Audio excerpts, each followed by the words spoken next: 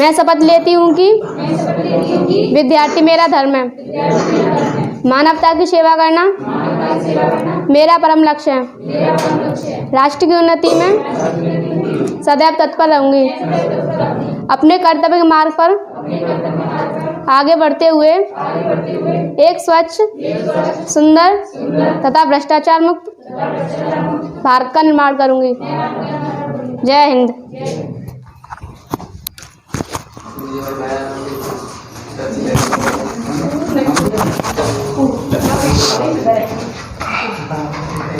देखो, वैसे तो आज की छुट्टी थी, बौद्ध पूर्णिमा की छुट्टी थी, लेकिन तुम्हारे जो है क्लास ना मिस हो, इस वजह से हम क्लास को कंटिन्यू किए हैं, क्योंकि इधर छुट्टियां भी शुरू होंगी तो बीच में हमें भी गैप करना पड़ेगा। तो इसलिए हमने सोचा कि क्लास मिस ना हो, रेगुलरिटी ज़रूरी है, तो इसलिए आना पड़ा। और हमें भी घर पे मज़ा नहीं आता है जब तक आप लोग साथ ना रहें। लेकिन अब उसका तुम्हें जितना मैं कर रहा हूँ, इसका अगर 10% भी कर लोगे ना, मुझे लगता है तुमसे ज़्यादा तो मैं जो है क्लास लेता हूँ उसके लिए पढ़ता हूँ। जितना मैं पढ़ता हूँ उतना नहीं पढ़ पाते होगे तुम लोग। टाइम निकाल करके अपने समय में से काफ़ी समय व्यस्तता रहती है, कई काम रहते हैं, फिर भी जो है 1 घंटा देखना पड़ता है। तो अपना समय जो है पढ़ाई में लगाओ, क्योंकि इसीलिए देखो मैंने जो है ग्रुप भी बना रखे हैं कि तुमको वॉच करते रहें, क्या कर रहे हो क्या नहीं कर रहे हो। इतना कोई करता नहीं है। आज हम लोग मध्यकालीन भारतीय इतिहास में जो है अध्ययन कर रहे थे गुलाम वंश का। हमने बताया था कि सल्तनत काल की स्थापना जो है, वास्तविक संस्थापक कौन था? इल्तुतमिश। लेकिन सबसे पहले गुलाम वंश का शासक कौन हुआ?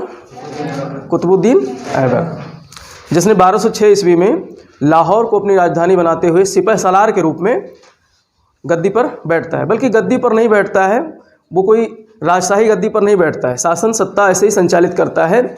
और उसके बाद इल्तुतमिश आता है 1210 ईस्वी में, जब उसकी पोलो खेलते समय मृत्यु हो गई, तो इल्तुतमिश जो है गद्दी पर बैठता है और अपनी राजधानी ट्रांसफ़र करता है दिल्ली। लाहौर से अपनी दिल्ली राजधानी ट्रांसफ़र कर लेता है। और उसके समय की सबसे महत्वपूर्ण घटना जो हुई थी, चंगेज खां भारत आया था 1221 ईस्वी में। 1221-22 ईस्वी में जो है मंगोल आक्रमणकारी जो मंगोलिया से आया था, कौन आया था? चंगेज खां। ठीक है, एक महत्वपूर्ण घटना थी। अगर इल्तुतमिश समझदारी से काम नहीं किया होता, जो मंगबरनी था उसका पीछा करते हुए सिंध तक आ गया था और भारत में प्रवेश नहीं किया था, तो प्रश्न कभी कभी आ जाता है कि भारत में पहला मंगोल आक्रमणकारी कौन था? चंगेज खां आया था, भारत की सीमा में आ गया था, उत्तर पश्चिमी सीमा प्रांत में आ गया था, लेकिन भारत पर आक्रमण नहीं किया था। भारत पर उसने आक्रमण नहीं किया था। जो ये वाली सीमा है, उत्तर पश्चिम वाली ये वाली सीमा, यहाँ तक आ गया था। मंगोलिया ऊपर है, ठीक है, तो यहाँ पर चीन के बीच में घुसा हुआ है, तो यहाँ तक आ गया था। ये सिंध वाले प्रांत में आ करके मंगबरनी का पीछा करते हुए यहाँ तक आ गया था। और दिल्ली सल्तनत में यहाँ पर बैठा हुआ था कौन? इल्तुतमिश। तो इल्तुतमिश ने अपने साम्राज्य को, अपने जो है सल्तनत को चंगेज खां जैसे एक बहुत बड़े क्रूर शासक से भारत को बचा लिया था। तो हमने इल्तुतमिश को पढ़ा और मैंने बताया था कि ऐबक जो है, इसने सबसे हिंदुस्तान में पहली मस्जिद का निर्माण कराया था। ये भी प्रश्न आता है, पहली मस्जिद का निर्माण किसने कराया था? इल्तुतमिश, वो ऐबक ने कराया था। क्योंकि भारत में इसके पहले मुस्लिम धर्म था ही नहीं, तो तुर्क आक्रमण के बाद में भारत में मुस्लिम धर्म संस्थापित होता है, जिसमें ऐबक भारत में पहला जो है मस्जिद निर्माण करता था। उस मस्जिद का क्या नाम था? कुबतुल इस्लाम मस्जिद। कौन सा मस्जिद? कुबतुल इस्लाम मस्जिद। 2.5 दिन का झोपड़ा अजमेर में उसके बाद में बनवाया था। ठीक, वो भी मस्जिद है, 2.5 दिन का झोपड़ा, लेकिन कुबतुल इस्लाम मस्जिद पहली मस्जिद थी। इसके बाद आराम सा आता है, ये भी 1210 में 5-7-8 महीने शासन करता है। फिर इसके बाद में इल्तुतमिश आता है। तो इसमें है तो 11 क्रम में, ऐबक से लेकर के क्यूमर्स तक लगभग क्या पूरे कितने शासक होते हैं? 11। लेकिन जो परीक्षा की दृष्टि से महत्वपूर्ण है, ऐबक से प्रश्न आते हैं, इल्तुतमिश से प्रश्न आते हैं, रजिया से प्रश्न आते हैं और गयासुद्दीन बलबल से प्रश्न आते हैं। ठीक है, तो ये 4 शासक महत्वपूर्ण है। इन्हीं 4 शासकों का हमको अध्ययन करना है। तो हमने ऐबक का अध्ययन कर लिया था, इल्तुतमिश तक अध्ययन कर लिया था, 2 शासकों को निपटा दिया था। तो इल्तुतमिश जो है इसकी 1236 ईस्वी में क्या हो जाती है, मृत्यु हो जाती है। 1236 ईस्वी में इल्तुतमिश की मृत्यु हो जाती है। अब इल्तुतमिश के जो है पुत्र तो नकारा थे, एक जो अच्छा पुत्र था, बड़ा वाला बेटा, उसका समझदार था, जिसको उसने अपनी जो है अपना उत्तराधिकारी घोषित किया था इल्तुतमिश से, लेकिन वो जो है समय से पहले ही मर जाता है। इल्तुतमिश के मरने से पहले 1236 से पहले ही उसका बड़ा वाला बेटा, उसकी मृत्यु हो जाती है। तो और दो बेटे थे, जो एक तो फिरोज शाह था, एक बहराम शाह था, ये दोनों क्या थे, नकारा थे। तो इनको सत्ता देना उसके लिए समझदारी नहीं थी। इल्तुतमिश ने बहुत जद्दोजहद के बाद पूरा जो है दिल्ली सल्तनत संस्थापित किया था, अच्छी तरीके से बनाया था। उत्तरी भारत में जो है दिल्ली सल्तनत ये पूरा स्थापित किया था, और नहीं चाहता था कि नकारा बेटों को जो है सल्तनत की गद्दी संभाल दे दी जाए और सल्तनत हमारा ख़त्म हो जाए। तो उसकी एक बेटी थी, क्या नाम था उसका, रजिया। रजिया उसकी एक बेटी थी। तो रजिया को उसने अपना उत्तराधिकारी घोषित कर दिया। वो जो है ग्वालियर के अभियान पर जाता है, तो उस दौरान रजिया का परीक्षा लेने के लिए रजिया को अपना कार्यभार सौंप जाता है कि मैं ग्वालियर अभियान पे जा रहा हूँ, तब तक आप गद्दी संभालो। तो रजिया जो है बहुत ही शानदार तरीके से, अच्छे तरीके से शासन सत्ता उस दौरान संभालती है। वापस लौट के आता है तो अपने जो है मंत्री को बोलता है कि तुरंत पेपर ऊपर तैयार करो और रजिया को हमारा उत्तराधिकारी घोषित कर दो, रजिया को हमारा उत्तराधिकारी घोषित कर दो। तो रजिया को उत्तराधिकारी घोषित कर देता है मरने से पहले। लेकिन फिरोज शाह और बहराम शाह ये दोनों जो है, भाई कौन चाहेगा, भाई समाज खास करके मुस्लिम धर्म में जो है महिलाओं का बड़ा दमन किया गया है शुरू से ही, और आज भी हो रहा है, आपको पता होगा, आज भी हो रहा है। तो ये कोई भी समाज में नहीं चाहता था कि जो है भाइयों के होते हुए बहन को सत्ता मिले। तो इन लोगों ने बहुत षड्यंत्र किया। अब ये भी एक रानी तो रखते नहीं थे, कई रानियों के बेटे होते थे, सगे पुत्र तो थे नहीं। तो इसलिए इनकी माँओं ने अलग अलग, जो इनकी माएँ थीं, जैसे फिरोज शाह तुर्कानी इसकी माँ का नाम था, इसने जो है षड्यंत्र रचना शुरू कर दिया। षड्यंत्र रचना शुरू कर दिया तो कुछ समय के लिए जो है फिरोज शाह गद्दी पर बैठ जाता है, गद्दी पर बैठ जाता है। लेकिन इसके पिता ने एक काम किया था, इल्तुतमिश ने, उस समय इसने जो है ये एक कानून बनाया था कि कोई भी व्यक्ति लाल वस्त्र धारण करके जुमे वाले दिन जब नमाज होती है, तो नमाज के समय सामूहिक रूप से बहुत सारे लोग इकट्ठा होते हैं मस्जिद में। तो उस समय जुमे वाले दिन जो है नमाज के बाद जो भी लाल वस्त्र धारण करके पब्लिक के समक्ष जाकर न्याय मांगेगा, तो पब्लिक उससे पूछेगी क्या समस्या है तुम्हारे पास, चलो राजा से तुमको न्याय दिलाते हैं। तो ये उसने एक परंपरा डाल दी थी कि शुक्रवार के दिन जो भी लाल वस्त्र धारण करके मस्जिद के समक्ष जाएगा, उसको जो है पब्लिक न्याय दिलवाने का कार्य करेगी। तो रजिया, चूँकि उत्तराधिकारी रजिया को घोषित किया गया था और डंका पिटवा दिया गया था नगर में कि जो है इल्तुतमिश की मौत के बाद गद्दी पर कौन बैठेगी, रजिया बैठेगी। तो जनता को भी पता था, और जनता ये भी जानती थी कि इनके दोनों बेटे बहराम शाह और जो है फिरोज, तो दोनों क्या हैं, नकारा हैं, हमेशा जो है मदिरा में मस्त रहते हैं। तो जनता भी नहीं चाहती थी कि जो है ऐसे लोग शासन सत्ता में बैठें। तो रजिया जो है लाल वस्त्र धारण करके जुमे वाले दिन नमाज के बाद पहुंच जाती है पब्लिक के सामने। तो पब्लिक सुनती है उसकी बात, कहती है हाँ सही बात है, गद्दी तो तुम्हारे फादर दे के गए थे, राज सत्ता तो तुम्हें मिलनी चाहिए। तो ऐसी स्थिति में रजिया जो है जनता के सहयोग से इनको फिरोज शाह को गद्दी से उतरवाती है, और शाह तुर्कान जो इनकी माँ थी, इन सबको कैद कराकर और इनकी हत्या करवा देती है। और गद्दी पर कौन बैठ जाती है, रजिया। रजिया गद्दी पर बैठ जाती है। तो 1236 से लेकर के 1240 ईस्वी तक 4 वर्ष तक जो है इसने शासन किया। अब इसने देखो महिला थी, तो सबसे बड़ी समस्या इसके लिए महिला होना ही था। अगर ये महिला नहीं होती तो दिल्ली सल्तनत के इतिहास में कुछ और ही लिखा गया होता। लेकिन ये महिला थी, 4 साल बहुत मुश्किल से इसने शासन सत्ता संभाली, योग्य थी, बहुत ज़्यादा सुयोग्य शासिका थी। तो इसके लिए महिला होना ही इसके लिए श्राप था। अब ये इसने आते ही सबसे पहला काम क्या किया कि चूँकि इसके इल्तुतमिश ने, एक मैंने बताया था, चहलगानी नामक एक संस्था बनाई थी, 40 लोगों की एक संस्था बनाई थी, चालीसा दल के नाम से जाना जाता। तो प्रश्न आता है, दल चालीसा की स्थापना किसने की थी? इल्तुतमिश ने।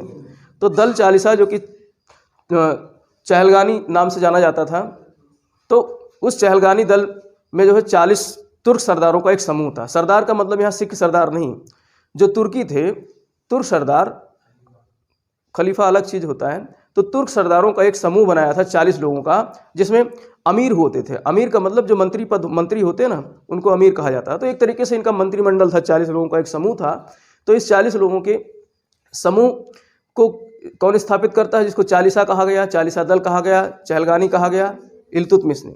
तो रजिया चूँकि महिला थी, तो चालीसा दल के सदस्य भी जो है रजिया से नाखुश थे। रजिया के सत्ता में आने के बाद वो भी ऊपरी मन से, लेकिन चूँकि मतलब जो भी शासक होगा चालीसा दल उसका सहयोग करेगा, ये संविधान था, ये विधान था, नियम था उस समय का।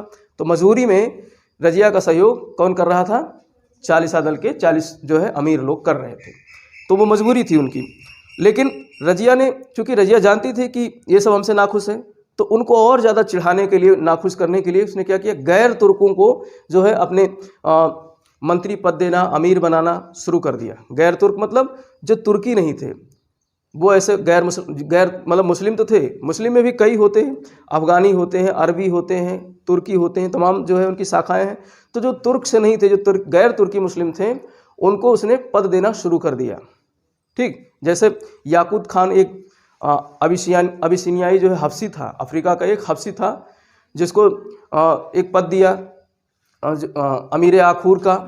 अमीर आखूर का मतलब जो शासन, जो शाही घुड़साल होता था, जिस पे राजा जो है जिस घोड़े पर बैठ कर जाता था, तो उस घोड़े की देखभाल करने के लिए और उसका प्रबंध करने के लिए एक मंत्री पद होता था, जिसको अमीर आखूर कहा जाता था। तो उस अमीर आखूर के पद पर इसको जो है हफ्सी को बैठा दिया, अफ्रीकी हफ्सी को बैठा दिया। तो ऐसे ये लोग बहुत नाखुश हुए। कौन? चालीसा दल के लोग, तुर्की सदस्य जो थे वो बहुत नाखुश हुए। और इसके अलावा इसने अपने कुछ तुर्की मेंबर्स जो इसके वफादार थे, उनको भी पद दिया। जैसे यहाँ पर ये वाला क्षेत्र था, पंजाब वाला क्षेत्र, ये जो है भारत और पाकिस्तान वाला पंजाब, जिसको तवर हिंद कहा जाता था। क्या कहा जाता था? तवर हिंद। तो याद रखना, पंजाब को उसमें क्या कहा जाता था? तवर हिंद। तो यहाँ पर बठिंडा का जो है, बठिंडा का इक्तादार बनाया गया, इसने बनाया एक व्यक्ति को, अल्तुनिया को, अल्तुनिया, ये नाम याद रखना। बठिंडा का इक्तादार किसको बनाया? अल्तुनिया। अब देखो, इक्तादार एक शब्द आया है, इसको मैं उस दिन बता नहीं पाया था, इसको समझ लो इक्ता क्या होता है। तो भारत में इक्ता पद्धति को लॉन्च करने वाला, इक्ता पद्धति का प्रवर्तक भारत में कौन था? इल्तुतमिश था। इक्ता का मतलब ये होता था कि किसी भी सैनिक को, किसी भी अमीर को, अमीर अगर शब्द लेता हूँ मैं, अमीर कहता हूँ, तो अमीर का मतलब होता है मंत्री। अमीर का मतलब मंत्री। दिल्ली सल्तनत में अमीर कहा गया है किसको? मंत्रियों को। तो अमीरों को, मंत्रियों को, और जो है जो सैनिक होते थे, तो इनको डायरेक्ट जो है नगदी वेतन न दे करके क्या देने की प्रथा शुरू की? जमीन, भूमि। और भूमिदान प्रथा तो हमारे यहाँ पहले से ही थी। सातवाहनों ने शुरू की थी, याद करो, प्राचीन इतिहास में हमने पढ़ाया था ना।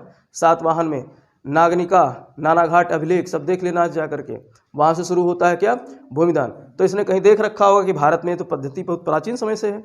तो इसने जो है, इल्तुतमिश ने ज़मीन ना दे करके बल्कि इक्ता देना शुरू किया। उसको इक्ता कहा गया। यहाँ ज़मीन नहीं कहा गया, बल्कि क्या कहा गया? ये सब अरबी शब्द हैं, ये फारसी, वो तुर्की, अरबी, फारसी, ये सब मतलब शब्द हैं। तो इक्ता देना शुरू किया किसको? अमीरों को। अर्थात कुछ ज़मीन दे दिया जाता था कि आप इसके बदले जो है वहाँ से राजस्व वसूल करोगे, यानी तुम्हारी सैलरी आएगी और तुमको प्रबंधन करना है, देखना है। तो जिसके पास जितना ज़्यादा इक्ता होता था उतना ही बड़ा इक्तादार कहलाता था।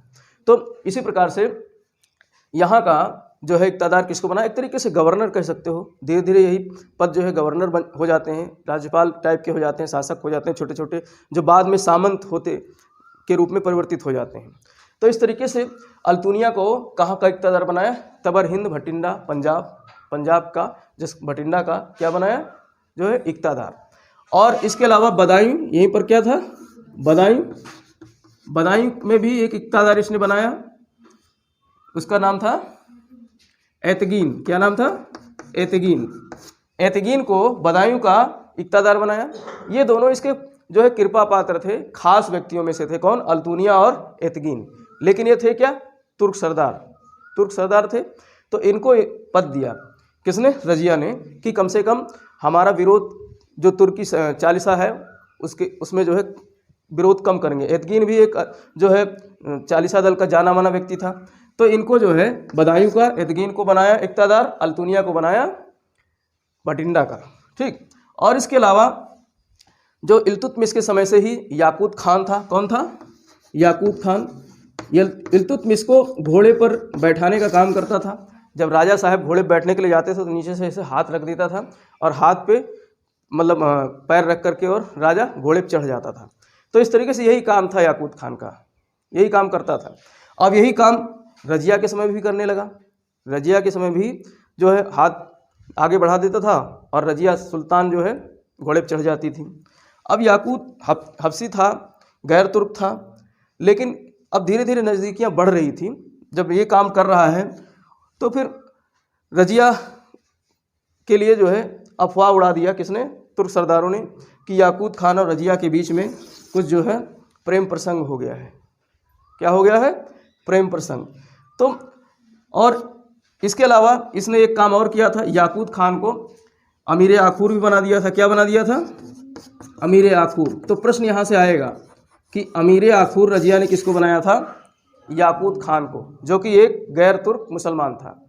तो अमीर आखूर भी बना दिया। एक साधारण से व्यक्ति को जो सिर्फ घोड़े को पालने का काम करता था और उस पर शासक राजा को बैठाने का काम करता था, उसको मंत्री पद दे दिया।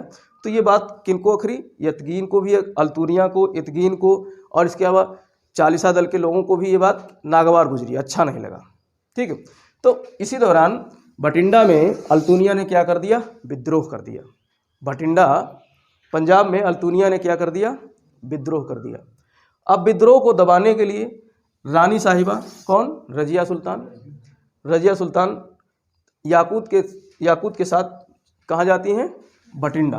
दिल्ली से बठिंडा की तरफ कूच करती हैं इस विद्रोह को दबाने के लिए। कौन से विद्रोह को? अल्तुनिया के विद्रोह को। अल्तुनिया के विद्रोह को दबाने के लिए कूच करती हैं।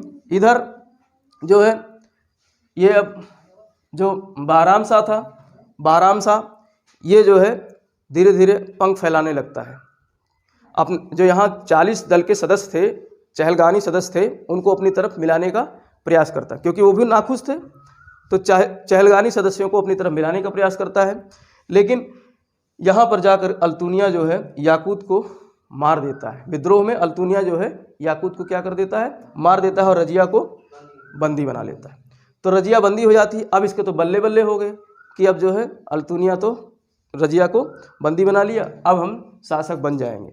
तो बहराम शाह यहाँ पर आनन फानन में गद्दी पे बैठ जाता है, गद्दी पर बैठ जाता है। लेकिन ये भी समझदार थी। कौन? रजिया ने ऑफर रखा अल्तुनिया के कि जो है तुम मुझसे विवाह कर लो तो दिल्ली सल्तनत तुम्हारा हो जाएगा, दिल्ली सल्तनत तुम्हारा हो जाएगा। तो इसको भाई दिल्ली का राजा बनने कौन नहीं चाहेगा कि दिल्ली का शासक बन जाए। वो भी जो है रजिया जैसे एक शासिका से शादी करके, सुंदर तो थी ही, तो उससे शादी भी कर लें और दिल्ली सल्तनत के गद्दी पर बैठ जाएं। अब ये बात जब इसको पता चलती है, किसको? बहराम शाह को जब ये बात पता चलती है तो उसके पैरों तले ज़मीन खिसक जाती है कि अरे ये क्या हो गया, अब तो हम सब मारे जाएंगे। तो ये अल्तुनिया रजिया के साथ बठिंडा से दिल्ली की तरफ कूच करती है। लेकिन ये भी जो है चालीसा दल के सहयोग से शांत बैठता नहीं है। कौन? बहराम शाह भी शांत नहीं बैठता है। अब ये क्या करता है? चालीसा दल को डाकुओं के वेश में भेज देता है उनकी हत्या करने के लिए। चालीसा दल के सदस्य डाकू बन करके उसकी हत्या करने के लिए, किसकी?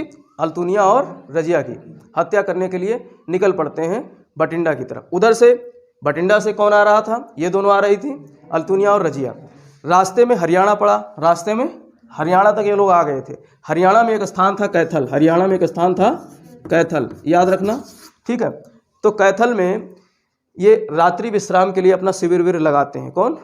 अल्तुनिया और रजिया शिविर वगैरह लगाते हैं, वहाँ पर विश्राम कर रहे होते हैं। चालीसा दल के सदस्य डाकू बन करके सब काला कपड़ा वपड़ा पहन करके पहुंच जाते हैं, घेर लेते हैं चारों तरफ से शिविर को, चारों तरफ से शिविर को घेर करके और वहीं पर खेल खत्म कर देते हैं अल्तुनिया और रजिया का।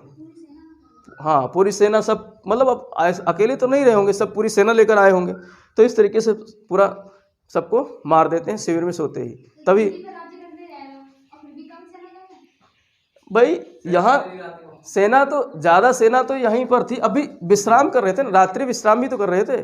सैनिक अलर्ट थोड़े नहीं रहे होंगे उस समय। मान लो शिविर लगाया और शिविर लगाया तो सैनिक भी जो है उधर, अभी युद्ध हुआ ही था, अल्तुनिया का विद्रोह चल ही रहा था, तो थकी थकाई सेना थी और यहाँ विश्राम कर रहे थे। और हाँ, और ये आए चुपके से पहुँच करके और घेर के मार दिया। तभी कभी लोग देखो 40 जने थे तो, लेकिन 40 जने थे तो, लेकिन ये भी सेना लेके आए होंगे ना, सेना लेके आए होंगे, 40 दल अपने सैनिकों के साथ आए होंगे। क्योंकि हाँ, क्योंकि यहाँ पर इसने जो है बैराम शाह भाई, उस समय चाहे सैनिक के अधिकारी हो, भाई सैनिक के अधिकारी भी तो जो है तुर्क और मर्द ही थे, तो ये लोग भी तो रजिया से खौफ खाए थे, मतलब वो खौफ क्या, रजिया से घृणा करते थे कि एक मुस्लिम शासिका हमारे ऊपर शासन करेगी, तो सभी लोग सपोर्ट करने के लिए कि हाँ रजिया को ही ख़त्म कर देंगे, तो उससे क्या होगा कि जो है कम से कम कोई एक औरत तो हमारे ऊपर शासन नहीं करेगी। तो इस तरीके से एन के एन प्रकरण, चलो वहाँ नहीं जाते हैं, उतनी ज़्यादा कहानी नहीं, कैसे मारा कैसे नहीं मारा, लेकिन कैथल में जो है हत्या कर देती है। कैथल में 40 दल का समूह जो है इन दोनों को मार देता है। तभी तो एक गाना बना था, एक कवि लोग बड़े वो होते हैं, सब जगह पहुंच जाते हैं, रजिया गुंडों में फंसी है, नहीं कहते नहीं, कहावत है, रजिया गुंडों में यही फंसती है। यहाँ पे रजिया जो है घेर ली जाती है 40 दल के गुंडों से, और यहीं पर जो है उसकी हत्या हो जाती है। ये जो लिखने वाले हैं, कवि वगैरह होते हैं जो लिखते हैं इतिहास, लगता है हमारे जैसे कक्षाओं में बैठ के इतिहास पढ़ते हैं फिर लिख देते हैं ऐसी कहानियाँ, तो यहीं से आई रजिया गुंडों, कोई भी बात होती है तो कहते हैं रजिया गुंडों में फंसी। तो इस तरीके से जो है याकूत खान तो पहले ही निपट गया, अल्तुनिया और रजिया जो है डाकुओं के माध्यम से मरवा दिए गए। अब जो है यहाँ पर बहराम शाह अपना राजपोशी करा लेता है। 1240 ईस्वी में बहराम शाह अपनी राजपोशी करा लेता है और 1242 तक ये रहता है। बहराम शाह कब तक रहता है? 1240 से 1242 तक। तो अब इसका भी तो एक काम, मतलब वो था कि चलो हमारे हमारा सहयोग किसने किया? 40 दल के सदस्यों ने। तो उनको खुश करने के लिए इसने जो है एतगीन जो उस समय बदायूं का क्या था, इक्तादार था और 40 दल का सदस्य भी था। तो इसने एतगीन को जो है एक पद, मुमालकिन नामक एक पद बनाया, अमीर मुमालकिन। तो उस पद का जो है मुखिया बना देता है, सृजित किया एक नया पद, मोलकात या मुमालकिन, ऐसे पद का मुखिया बना देता है किसको? एतगीन को।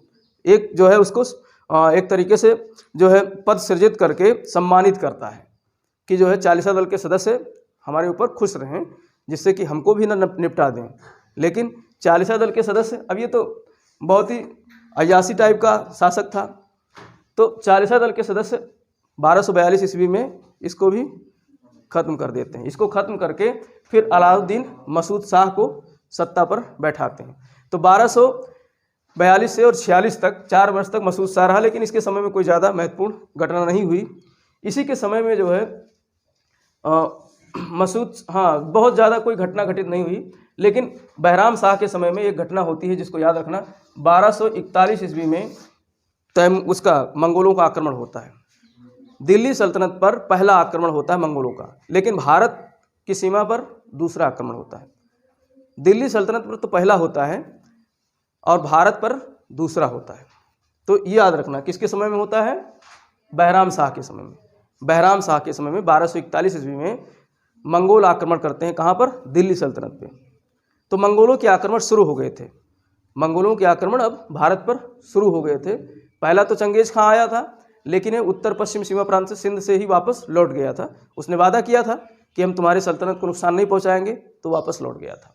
लेकिन जो है तैर नामक एक, तैर या तायर कह सकते हो, तायर नामक जो है एक जो है मंगोल था, उसके नेतृत्व में दिल्ली सल्तनत पर आक्रमण होता है और ये समय याद रखना, 1241 बहराम शाह के समय, बस इसकी यही महत्वपूर्ण घटना थी। उसके बाद अलाउद्दीन मसूद शाह शासक बनता है, लेकिन इसके समय की कोई ज़्यादा महत्वपूर्ण घटना नहीं घटित हुई। तो 1246 ईस्वी में मसूद शाह को भी टपका देते हैं कौन, चहलगानी के सदस्य। और इसके बाद में नसीरुद्दीन महमूद को सत्ता दी जाती है। नसीरुद्दीन महमूद जो था ये इल्तुतमिश का क्या था, पौत्र था, पोता था। इल्तुतमिश का पोता, जिसको तुम लोग क्या कहते हो, नाती कहते हो ना, हाँ, तो वही था, पौत्र था। तो नसीरुद्दीन महमूद पौत्र था, लेकिन ये मतलब बदमाश टाइप का नहीं था, अय्यास और दारूबाज नहीं था, बहुत सादा जीवन जीता था। ये पता है, कभी कभी प्रश्न आता है कि इतिहास का ऐसा कौन शासक हुआ है जो टोपियाँ बनाकर बेचा करता था।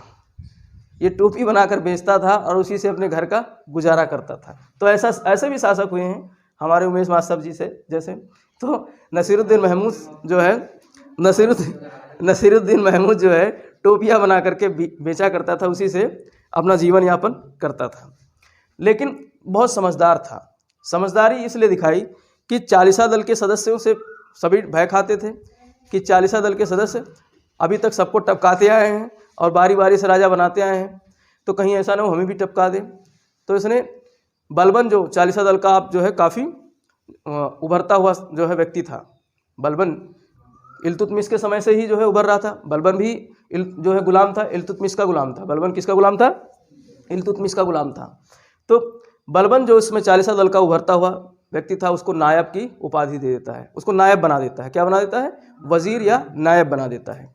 कौन, नसीरुद्दीन महमूद। कहता है सारी शासन सत्ता तुम ही चलाओ, हम खाली नाम के सुल्तान हैं, खाली हम नाम के सुल्तान हैं और सत्ता कौन चलाओगे, तुम ही चलाओ।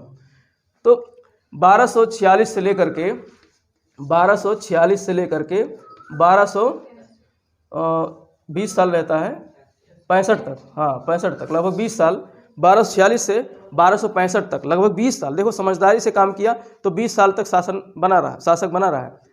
किसको सहायता से, बलबन की सहायता से। और बलबन भी समझदार था। बलबन ने अपनी पुत्री की शादी कर दी। बलबन ने अपनी पुत्री की शादी किससे कर दी, नसीरुद्दीन महमूद से। और नसीरुद्दीन महमूद ने बलबन को एक उपाधि दी, उलूग खां की। किसकी उपाधि दी, उलूग खां की। उलूग नहीं, उलूग खां। किसकी, उलूग खां, ठीक है। तो उलूग खां किसको कहा गया है, बलबन को। ये नाम याद रखना। बलबन को उलूग खां की उपाधि किसने दी, नसीरुद्दीन महमूद ने। उलूग खां की उपाधि किसने दी, नसीरुद्दीन महमूद ने। अब ये उलूग खां है, उलूग नहीं है। उलूग का मतलब क्या होता है, अगर का की जगह, गा की जगह का लिख दिया जाए, उलूग लिख दिया जाए, तो उलूग का मतलब क्या होता है, उल्लू। उलूग का मतलब उल्लू। तो उल्लू खां की उपाधि नहीं दी थी, उपाधि किसकी दी थी, उलूग खां की। तो उलूग खां की उपाधि बलबन को दी किसने, नसीरुद्दीन महमूद ने। तो नसीरुद्दीन महमूद 20 वर्षों तक इसी तरीके से शासन सत्ता चलाता रहा। लेकिन बलबन जो है अप्रत्यक्ष रूप से शासक बनकर रहा, क्योंकि वही नायब था, वही वजीर था और वही सर्वोच्च जो है कमांड, एक तरीके से सल्तनत का सर्वोच्च व्यक्ति था। तो उसी के मतलब अप्रत्यक्ष शासन में 20 साल तक बलबन ने शासन किया नसीरुद्दीन महमूद के समय में। तो यहाँ से प्रश्न आता है कि नसीरुद्दीन महमूद जो है किसके संरक्षण में 20 साल तक शासन किया, बलबन के संरक्षण में। तो बलबन जैसा शक्तिशाली व्यक्ति इसको संरक्षण देता रहा। इसके बाद में भाई राजा इसे भी तो बनना था, बलबन को भी तो बनना था। तो ये षड्यंत्र करके पूरे राजशाही परिवार को ही मार देता है बलबन। पहले विष दे करके मरवाता है किसको, महमूद को। विष दे करके, जहर दे करके महमूद की हत्या करवा देता है। उसके बाद में जितने भी राजशाही परिवार के उत्तराधिकारी होने वाले थे कि ये बन सकते हैं शासक, सबको जो है मरवा दिया। सबको मरवा दिया बलबन ने। किसने, बलबन ने। कि कोई नहीं रहेगा तो गद्दी पर जो है कम से कम उत्तराधिकारी का दावेदार कोई नहीं होगा। सब खत्म हो गए।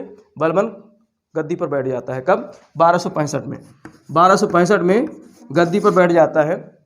और अब चूंकि चहलगानी का सदस्य था, एक मतलब शायद सदस्य क्या मतलब सर्वोच्च पद पर था, चहलगानी का अध्यक्ष था। तो चहलगानी के सदस्य जितने थे वो सब विरोध करते हैं कि गलत बात है, तुमने जो है पूरा एक तरीके से राजशाही तंत्र ही खत्म कर दिया, राजा को ही खत्म कर दिया पूरी तरीके से, उसके परिवार को नष्ट कर दिया। कहता अच्छा तुम लोग बोलोगे हमारे विरोध, तो चहलगानी सदस्यों को भी सबको खत्म, चहलगानी नष्ट, पूरी तरीके से चहलगानी को नष्ट कर देता है।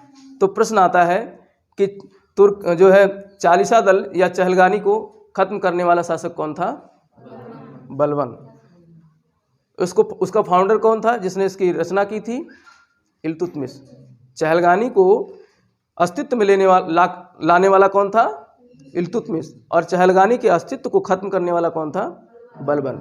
अस्तित्व को ही खत्म नहीं किया, एक तो ये होता है कि चलो भंग कर दिया, सभी सदस्यों को हटा दिया, लेकिन अस्तित्व को खत्म करने के साथ साथ में चहलगानी सदस्यों को भी सुला दिया, परमानेंट, न रहोगे तुम न बजेगी बांसुरी, तो खत्म कर दिया। अब बलबन का विरोध करने के लिए पब्लिक भी बहुत विरोधी में थी, क्योंकि भाई इतने सालों से पब्लिक देख रही थी कि इल्तुतमिश का ही खानदान सत्ता में था, और इल्तुतमिश कौन था? एक जो है तुर्क शासक था। तो इल्तुतमिश से लेकर के और महमूद तक अभी तक ये इतनी पीढ़ी के लोग शासन करते आए थे इलवारी तुर्क के नाम से, तो इनको इलवारी जो है तुर्क कहा जाता है। इल्तुतमिश से लेकर के महमूद शाह तक इलवारी तुर्क थे, तो इलवारी तुर्कों का यहाँ तक शासन सत्ता चलता रहा। देखो गुलाम वंश को कई नाम है, इलवारी वंश भी कहा गया है, गुलाम वंश भी कहा गया, ममलूक वंश भी कहा गया है। क्या कहा गया है? ममलूक वंश भी। ममलूक वंश इसलिए कहा गया है क्योंकि गुलाम रहते रहते इन लोगों को गुलामी की दास्ता से मुक्त भी किया गया। गुलामी की दास्ता से, ऐसा नहीं कि गुलाम है तभी राजा है, इधर जो है गौरी गुलामी की दास्ता से मुक्त करके जाता है किसको? ऐबक को। और ऐबक का गुलाम कौन रहता है? इल्तुतमिश। तभी तो इल्तुतमिश को गुलामों का गुलाम कहा गया है। तो उसको भी जो है ऐबक गुलामी की दास्ता से मुक्त कर देता है। तो इस तरीके से इसलिए लोग गुलामी की दास्ता से मुक्त हो करके शासन सत्ता चलाते हैं, इसलिए इनको क्या कहा गया है? ममलूक। क्या कहा गया है? ममलूक। तो ममलूक वंश भी कहा गया है, गुलाम वंश को क्या कहा गया है? ममलूक वंश भी कहा गया, और इलवारी वंश भी कहा गया, क्योंकि इल्तुतमिश से लेकर के और महमूद तक एक लंबा जो है शासन समय था, इस दौरान जो है इन लोगों ने शासन किया, इलवारी तुर्कों ने। अब यहाँ पर गयासुद्दीन बलबन जो है सत्ता पर स्थापित होता है। यहाँ से काफ़ी प्रश्न आते हैं बलबन से, क्योंकि बलबन इतिहास का ऐसा क्रूर और निरंकुश शासक था, दिल्ली सल्तनत का काफ़ी क्रूर और निरंकुश शासक था। देख लो कि सबको जो है मरवा दिया, और उसके बाद गद्दी पर जो है आसीन हुआ, तो जनता भी विरोध में आ गई, जनता भी विरोध में आ गई। जब जनता विरोध में आ गई तो जनता को दबाने के लिए इसने लौह और रक्त की नीति स्थापित की। कौन सी? लौह और रक्त की, कि एक बार विद्रोह करोगे, एक बार मौका देंगे, दोबारा विद्रोह करोगे तो तलवार से रक्त बहाएंगे, तलवार से रक्त बहाएंगे, वहीं मरवा देंगे विद्रोह करोगे तो इस तरीके से इसने कौन सी नीति लगाई? लौह और रक्त की नीति। लौह और रक्त की नीति संचालित करने वाला कौन शासक था? बलबन। और इसके अलावा इसने राजत्व का सिद्धांत दिया। क्या दिया? राजत्व का सिद्धांत। राजत्व का सिद्धांत। तो यहाँ से भी प्रश्न आता है, इतिहास में किस शासक ने राजत्व का सिद्धांत स्थापित किया? तो किसने किया? बलबन ने। अब राजत्व का सिद्धांत क्या था? ये कहता था कि मैं ही जिल्ले इलाही हूँ। मैं ही क्या हूँ? जिल्ले इलाही। अल्लाह के बाद दूसरा अगर कोई है इस पृथ्वी पर तो बलबन ही है। अल्लाह के बाद दूसरा है अगर इस पृथ्वी पर कोई तो कौन है? बलबन है। इसीलिए इसने अपने एक उपाधि धारण की, जिल्ले इलाही की। तो जिल्ले इलाही की उपाधि धारण करने वाला कौन शासक था? बलबन। तो हालांकि देखो, जब मुस्लिम धर्म स्थापित होता है तो उस समय जिब्राइल नामक एक देवदूत आता है। देवदूत आता है जो है पैगंबर साहब को, मोहम्मद साहब को जो है उनको ज्ञान देता है कि तुम जो है पैगंबर बन गए हो। पैगंबर कौन? संदेशवाहक। ईश्वर का संदेश तुम पब्लिक तक ले जाओगे। तो देवदूत वो था, वो ये कड़ी थी। लेकिन ये सबको हटा करके सब मतलब पैगंबर साहब भी इनके आगे कुछ नहीं थे। ये कहते थे ईश्वर के बाद दूसरा कौन है? मैं ही हूँ, बलबन ही है। तो इसने जो है इसीलिए जिल्ले इलाही अपने आप को कहा। क्या कहा? जिल्ले इलाही। और इसने एक जो है एक और रस्म शुरू किया, सजदा और पैबोस का। कौन सा? सजदा और पैबोस। सजदा कहते नहीं, सजदा करो मुझे, कहते नहीं सजदा करो। सजदा करो मतलब घुटनों के बल बैठ करके प्रणाम करना, घुटनों के बल बैठ करके प्रणाम करना। जैसे ही राजा के सामने आओ, घुटनों के बल बैठ जाओ, प्रणाम करो, फिर उसके बाद पैबोस करो। पैबोस करो मतलब लेट करके चरण को चूमो, लेट करके चरणों को चूमो। तो जो है ऐसी पद्धति, ऐसा रस्म शुरू किया किसने? बलबन ने ऐसा रस्म शुरू किया कि पहले तो घुटनों के बल बैठ करके राजा को दंडवत करो, उसके बाद में चूमो पैर को, लेट करके पैर को चूमो, क्योंकि ईश्वर के बाद तो मैं ही हूँ, अल्लाह के बाद मैं ही हूँ। तो ऐसा, अब ये सब क्यों? भय उत्पन्न करने के लिए पूरे वातावरण में। और ये इतना ज़्यादा जो है मतलब इतना बहुत ज़्यादा एक तरीके से वो था, क्या कहते हैं, किसी भी प्रकार से नाच गाना हास्य ये नहीं पसंद करता था कि कोई भी जितने भी अगर समारोह कहीं हो रहे हैं तो वहाँ किसी प्रकार से सब कुछ सादगी होनी चाहिए, किसी प्रकार से कोई जो है नाच गाना नहीं होना चाहिए। तो बहुत ही ज़्यादा जो है सीरियस राजा हुआ है, बहुत ज़्यादा सीरियस हुआ है। और सीरियस इतना था कि मंत्रियों से भी बात करना पसंद नहीं करता था, दरबार के मंत्रियों से भी बात नहीं करता था। किससे? जो वजीर होता था उसका प्रधानमंत्री, सिर्फ उसी से वार्तालाप करता था दरबार में, और कोई उसके सामने बोलता नहीं था कि कोई जो है उसको किसी प्रकार से सलाह दे। सलाह या मंत्रणा किससे करता था? अपने वजीर या प्रधानमंत्री से ही करता था। बाकी सब मंत्री उसके आगे क्या थे? तुच्छ थे, तुच्छ मानता था वो, इतना सीरियस था, बहुत ज़्यादा सीरियस। तो ऐसा, इसलिए ऐसे राजाओं के लिए एक शब्द आया है निरंकुश। क्या? निरंकुश। निरंकुश का मतलब जिस राजा पर, जिस शासक पर किसी का अंकुश ना हो, कोई इसको रोकने वाला ना हो, टोकने वाला ना हो, तो उसको क्या कहा गया है? निरंकुश। तो ऐसे निरंकुश तानाशाही शासक हुआ करते हैं। भारत के, दुनिया के इतिहास में देख लो, बहुत सारे ऐसे निरंकुश हुए हैं। हिटलर भी निरंकुश तानाशाही हुआ, ठीक है। और बिस्मार्क ने भी इसी तरीके से रक्त और लौह की नीति, जर्मनी का बिस्मार्क था जिसने रक्त और लौह की नीति स्थापित की थी, चलाया था। तो इस तरीके से, और भारत में जो है लौह पुरुष किसको कहा गया है? वल्लभ भाई पटेल को, सरदार वल्लभ भाई पटेल को लौह पुरुष कहा गया है। कहीं न कहीं यहीं से निकल करके आता है, लौह की नीति से ही, लौह की नीति से ही। क्योंकि उन्होंने भी जो है, जो छोटे छोटे रजवाड़े थे, उन रजवाड़ों को लगभग 556 रजवाड़े थे, लगभग छोटे छोटे, सब रजवाड़ों को एकत्रित किया था, एक उसमें बांधा था। तो उसके लिए उन्होंने सैनिकों का भी सहारा लिया, मतलब बहुत ही सूझबूझ और जो है ताकत से काम किया था। नहीं तो कोई रजवाड़ा इधर भाग रहा था, कोई उधर भाग रहा था। देखा तुमने, जम्मू कश्मीर अलग हो रहा था, हैदराबाद अलग हो रहा था, जूनागढ़ अलग हो रहे थे, सबका दमन करके और एक सूत्र में बांधा था। इसीलिए उनको लौह पुरुष कहा गया है, इसीलिए उनको लौह पुरुष। तो कहीं ना कहीं यहीं से आया है इस चीज़ जो। तो राजत्व का सिद्धांत किसका था? बलबन का था। पैबोस, क्या बताया था मैंने? सजदा और पैबोस, सजदा करना, सजदा और पैबोस किसने स्थापित किया? बलबन ने। और राजत्व का सिद्धांत, और सबसे क्रूर दिल्ली सल्तनत का, इससे भी क्रूर हुए हैं। अलाउद्दीन खिलजी बहुत क्रूर था। देखो पद्मावली मूवी देखी होगी ना, पद्मावती मूवी, उसमें दिखाया गया है उसका जो है चेहरा। तो इस तरीके से एक निरंकुश शासक दिल्ली सल्तनत का कौन था? गुलाम वंश का बलबन था। तो बलबन ने इस तरीके से इतनी क्रूरता से शासन किया। और इसी दौरान मंगोल आक्रमण भी खूब हो रहे थे। तो उत्तर पश्चिम सीमा में, भारत के उत्तर पश्चिम सीमा पर इसने क्या किया? दीवारें बंधवा दी, बाउंड्री खिंचवा दी। और यहाँ पर इसका एक पुत्र जो है इसकी देखरेख में था, उत्तर पश्चिम में मंगोलों के आक्रमण से सुरक्षित रखने के लिए। तो मंगोल आक्रमणकारी से जब युद्ध हो रहा था तो इसका पुत्र जो है शहीद हो जाता है। और बहुत प्यारा पुत्र था उसको, प्यारा पुत्र था उसका जो है। कुछ ऐसे भी पुत्र होते हैं ना, कई जो नकारे होते हैं, जिनको ज़्यादा प्यार दुलार राजा से नहीं मिलता है, लेकिन इसका प्यारा पुत्र जो है शहीद हो जाता है। किससे? मंगोल आक्रमणकारी से। अब जब शहीद हो गया तो राजा बेचारा कोमा में चला गया, गम है। हाँ, बलबन जो है उसको जो है बहुत ज़्यादा झटका लगता है।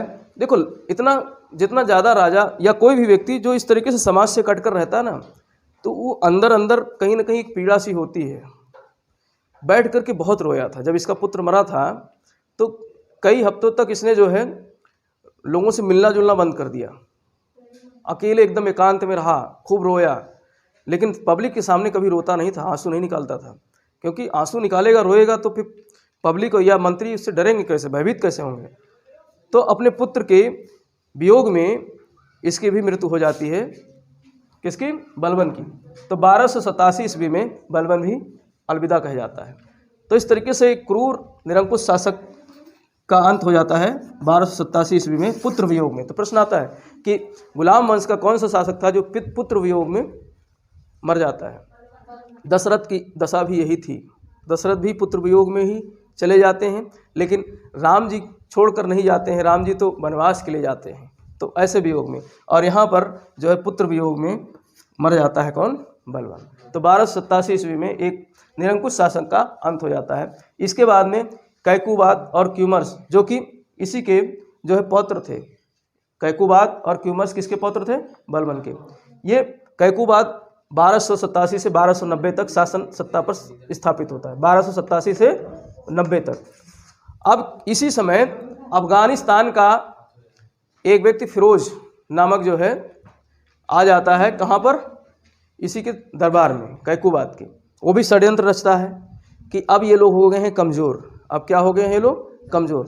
तो कैकुबाद को मार देता है कौन? फिरोज। कैकुबाद को मार कर क्यूमर्स को जो है राजा बनाता है 1290 ईस्वी में। फिर क्यूमर्स को भी मार देता है कौन? फिरोज। और 1290 ईस्वी में फिरोज खिलजी के नाम से खिलजी वंश की स्थापना करता है कौन? फिरोज ने 1290 ईस्वी में। तो हाँ, गुलाम वंश का यहाँ पर खात्मा हो जाता है और एक नए वंश की स्थापना होती 1290 में, खिलजी वंश। तो खिलजी वंश का अध्ययन हम लोग बाद में करेंगे। तो इस तरीके से एक पूरी कहानी जो है यहाँ पर ख़त्म होती है। ठीक है, ये एक फैक्ट कहानी तो मैं इसलिए बताता हूँ कि रुचिकर लगे इतिहास, लेकिन कहानी के बीच में आप जो है फैक्ट्स जो बताता चलता हूँ उसको नोट करते रहा करो और उसको दिमाग में बैठाते रहा करो, नहीं तो कहानी तो भूल याद रहेगी और पता चलेगा फैक्ट जो है तथ्य है वो भूल जाओगे। तो फैक्ट्स को भी याद रखना आप। जैसे फैक्ट्स क्या क्या आए उसमें, जैसे बलबन को ही ले लो, राजत्व का सिद्धांत, सजदा और पैबोश, ठीक है, बलबन, लौह और रक्त की नीति, बलबन। तो ये सब फैक्ट्स हैं, ये सब प्रश्न आते हैं एग्जाम में और इनसे ही प्रश्न पूछे जाते हैं। भारत पर मतलब दिल्ली सल्तनत पर पहला जो है मंगोल आक्रमण दिल्ली सल्तनत पर किसके समय में हुआ था? बैराम शाह के समय में, बैराम शाह के समय में।